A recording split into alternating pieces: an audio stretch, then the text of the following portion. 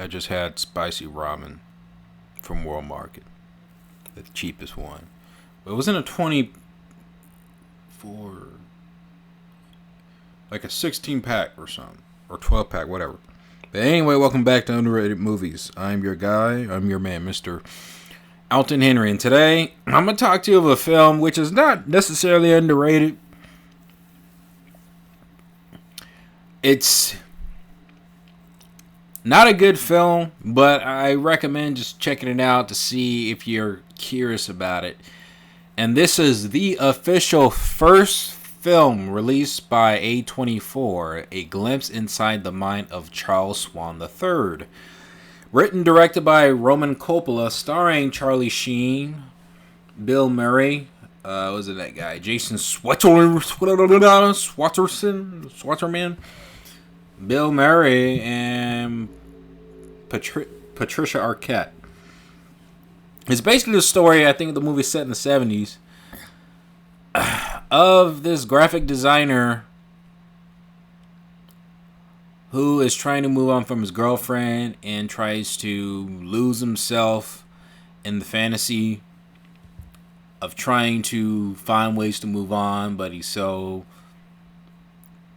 addicted to his girlfriend, he's not having closure to move on, so he's trying to figure out how to do that. And I'm gonna tell you straight up, the film feels inconsistent. It is a very low budgeted film. I mean, it's an independent film. I mean, it's a comedy.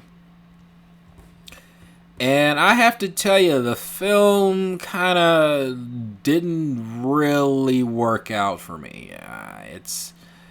It's not necessarily engaging. It's not necessarily, I would say,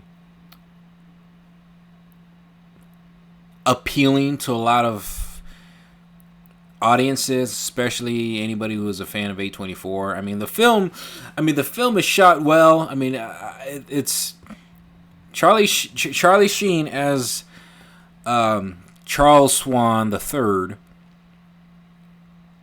Very charismatic kind of character who I feel like he feels oblivious to the mistakes he's made when it comes to having relationships, especially how his ex, how they separated, where he feels like he doesn't do anything wrong without really thinking about it. The guy is kind of an a-hole, but I guess the girl that he broke up with, technically she broke up with him,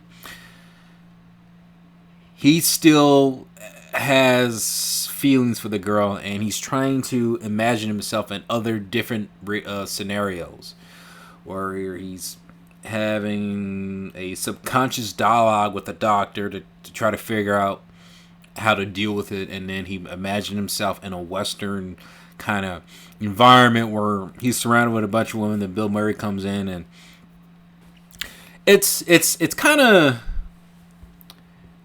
I mean, it's weird, and I like weird, but it's weird not in a good way, where it feels like things don't add up all the way.